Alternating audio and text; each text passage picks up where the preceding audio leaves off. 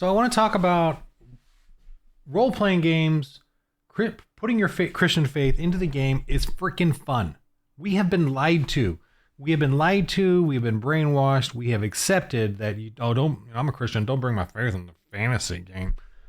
I'm same way. I had a really hard time figuring this out, going up against the woke, seeing the woke. In WotC now they're changing, like they're taking out words like just like 1984, man. It's creep George Orwellian. It is freaking Marxism. They're taking out words like slavery, savage, cool, awesome words that denote medieval times and history and human history. They're erasing all that because they don't want us to look back at humanity and at paganism and what it used to do. And that's my whole realization here. As I'm studying medieval history, I'm realizing how important Christianity was in our foundation and how we think, how we are. We are not savage to each other. We are not brutal to each other. And when we see that, we freak out. Back then, man, when Christianity was barely happening, trying to start up and the churches were trying to spread, people were horrifically savage to each other. I mean, the Romans, let me give you one example. The Romans arena, rated R here, I'm about to describe something. They would have the lions eat the humans, Christians or slaves or whoever. They would kill the lion, open up their guts to see the human parts, how they ate them, and that was amusing to them. That was pagan entertainment. Christianity ended the gladiators, by the way. Pagans didn't end it. It was all over the place. The only time an occasional pagan would do something good, it wouldn't last. They would do something good, but then the next one would come along and just go back to whatever. The default human psyche is paganism. Anyway, role-playing games. We're erasing Christianity from our psyche, from our fellowship, from our role-playing. And I'm telling you, you're missing out. You're missing out. I was missing out. I'm having so much fun now. I'm so excited about role-playing games now in the sense of I get everything that D&D offered, or role-playing games or old school offered, but even more now. I get even more now. Let me show you. Let me explain it to you. Let me switch over to this. Okay, so this is one of the games I've been playing, and I've been play testing this and figuring it out for myself as a GM, trying to figure out how to play how to play Christians playing in a role-playing game. Never knew how to do it. It was not part of my brainwashing all these years doing role-playing games. So these guys are having fun fighting a dragon. This is a dragon. It's not in the boat. It's behind the boat, but he came up. The village would sacrifice to this dragon. That's what pagans do. And they would sacrifice, and I made it kind of PG, so they're just sacrificing food or animals or whatever. So they come out and fought it, and funny, hilarious fighting and falling and flopping in wet water and a dangerous dragon. And then after they defeated it, they had to deal with the villagers because the villagers all worshiped the freaking dragon. And they had to preach them. So there's like another level of adventure and role playing that is intense and cool. And if you can get the people to change, that is another, what do you call it? Ecstasy or whatever. The whole hormonal opiate thing. When you play the conversion part of the game as well, that's a whole nother level of joy being fed to your brain as you're doing like giving them the gospel or preaching to them. But you still get the adventure. You still get to fight the dragon. And there may even, if they would have failed badly, there could have been a fight here and they would have had to deal with these villagers and then try to, not get too murder hobo on them, obviously, but try to, fight or defend and then subdue them so that they would stop. Because there was even some town guards here. But I think they really impressed upon them because they defeated the dragon. And I think some of the people were, oh yeah, look at this. See, he fell in the water. They're back, blah, blah, blah. There's like craziness going on here. I think the villagers were going to help the dragon, and then they finally defeat the dragon. Someone like he's totally in the. I think someone else goes in the water too. They were rolling some nat ones. I'm just quickly. He gets back up there. Look at that animation, man. Let me just zoom. Oh, he fell in the water over here. That's because I can't roll a net ones or whatever. And I would roll like a directional dice, which way they fell or, in the water. And yeah, they had they had to fight him in the water there. Look at that. So this was a harrowing situation for them. He fell, the third guy fell in. Look at this. They're like, all right, this is on the playlist for the Dark Ages one. And let me just go to this one. This is the APOC playlist, and I was playtesting, but this is in the near future, and they're in an underground sort of ruin, and there's giant termites, mutant termites, and they found someone there, and they got to fight the termites. So see, we got everything, fighting the termites, dealing with that, but also they found her. She was cocooned in there, and she was actually sacrificed to the termites, so that the humans would worship the termites. You get what I'm saying? And they had to explain to her, you don't need to be sacrificed, So you have a total awesome level of role playing where you got to persuade the villagers to stop doing this ridiculous pagan evil. Stop sacrificing your children. Stop sacrificing yourself. Stop being tyrants and controlling other people's lives. The only way to gain freedom is through Christ, is through worshiping one God and not being a God and dictating, being a tyrant over everyone else. That kind of stuff. We need to learn to role play and fellowship in these games, and then it becomes part of your psyche. We are forgetting to evangelize. We're forgetting the skill of evangelism. And the way to get that, and the way I found now to get that, is through playing a role-playing game and learning it. And I am getting mocked and scoffed. I am getting attacked. Whenever I put up a Facebook ad, I get attacked over and over. Like, why attack me? There's 10,000 different role-playing games out there. Why do you need to attack me for my Christian role-playing game? And it's about evangelism. It's about rebuking the pagan. They hate that. They hate that I am doing what a Christian does. Jesus was not chased by a mob because he was nice. They keep ignoring that. Jesus was chased by mobs repeatedly. He had to flee from the mobs. And yet these people act like Jesus is love. Jesus was truth. And that's the strongest kind of love. And love, by the way, to the pagan is lust. It's self-fulfillment and lust. That's what love is for them. That's their definition of love. And we have a problem here because we are redefining words differently. Love for a Christian is sacrifice. Love for a Christian is sacrifice.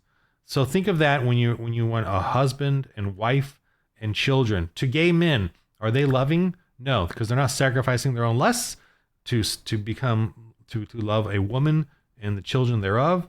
Their love is all about self fulfillment, self desires, lust. Paganism, that's what it's all about. Love for them is lust. For us, it is sacrifice, and is the most wonderful thing to sacrifice my lusts, total hardcore lusts, for my wife and my children. And that's what I've done, and I love it, and I love the life that I have now. Okay, what was another one I have here? Christian, this is the APOC setting. It was a great game, crazy. I was, play testing. Yeah, they're fighting. She's down. She got a freaking giant termite on her. It was hilarious. Blah, blah, blah. So let's go to this one, is the space one now, the sci-fi setting. And they went down to this planet, and they're dealing with giant reptiles and alien-like, everything's mutations, genetically modified, which makes way more sense than Star Wars or Star Trek, where all the different aliens evolved on different planets, but they all have humanoid features and they all can talk and are carbon-based. That makes no sense. Mine, the atheists, one world, one galaxy government, the Empire went around terraforming and genetically modifying humans to be sharkmen, dogmen, reptile men. And some are very orc-like and primitive and savage, and others are, human, more human-like. Makes way more sense and way better than Star Trek and Star Wars. And in this, you get everything that Star Wars and Star Trek have to offer. Everything, including Force kind of stuff, because they got the Holy Spirit, they got the prayer, and there will be some, and then there are some evil dudes called Dominators that are looking around, they're basically Inquisitors or whatever they're called. And they have their own telekinetic and telekinesis, teleforce abilities and bluff. Hopefully my players aren't watching this. But anyway, so you get all kinds of action adventure. They're at this little area. They're doing a little trade thing. There's a bunch of shuttles. They come down. They got this armored shuttle. But one of the characters decides, these Union guys, I made these hilarious Union, galactic Union guys, or they're corporate Union guys, brought these slave crates that the players, in their moral dilemma, have to deliver these slave crates to get some money or whatever. And so, but they're taking it as the opportunity to see what's going on and spread, and evangelize. Well, he decides to evangelize them as they're taking their little lunch break, and of course the Christians give them food, because food is a good way of opening up the hearts and stomachs of men. And so he gave them food, and then he's going to preach to them, and he preached to them, and he rolled a nat 1. And for skills, we have a secondary die, so he rolled a 1 on that as well. So freaking hilarious. And so these are Union guys, so I didn't think they were going to fight him. And this is a kind of a semi-civilized, pagan realm. So they just started mocking and scoffing him, and it was just freaking hilarious, and it was great. And it's role playing, man. It's you're missing out. I'm telling you, we can bring our faith into the game. Totally bring our faith into the game. There's so much adventure. They ended up fighting giant reptile dudes to help. So they go to the village and the village is full of slavery, or they have slavery. So they're trying to do some jobs for the village to then go back and talk to them, to then evangelize to them. And so one job they had is they go fight these big things that are, ruining the pipes and leakage, and creatures are getting the water or the fluids that are coming out of it. So they had a really awesome space zapping, laser gunfight with these big reptiles. And now they're gonna try to go back to the village or the settlement. And I don't know what's gonna happen. The settlement has. Let me just go back to it real quick. I just want to tell you that yes, we can. So here's the settlement where they're doing the jobs, and in the settlement there's an actual reptilians who these guys appease by giving them slaves. See, and that's paganism, absolutely. So total adventure. They're going to fight the reptilians. By the way, are tough and lizard men, space lizard men with freaking guns, and they got to deal with that. And then deal with these villagers who kind of worship the reptilians, right? They got all the pageantry and accoutrements of reptile symbolism around the village, the settlement here, so they got to deal with that. Think of that is so much stuff to deal with, and role play and opportunities and fun, and so much more depth than what do you do in a regular role playing game? You go here, you get the job, you fight the monsters, thank you, you save the village, you get the treasure, and then you repeat. That's it. Boring. You RPG guys that don't have Christian faith and evangelism in it, boring. I'm a GM. I've been a GM for 40 plus years now. I have all these I have all the books over here. Yeah, I know you think you have a lot of fun. You're in Plato's cave. You're in Plato's cave looking at your shadows and enjoying it. And you're missing out on something even more depth. And this is human character. It brings out, in these role-playing games, true human character. Missionary and evangelism is really true human character.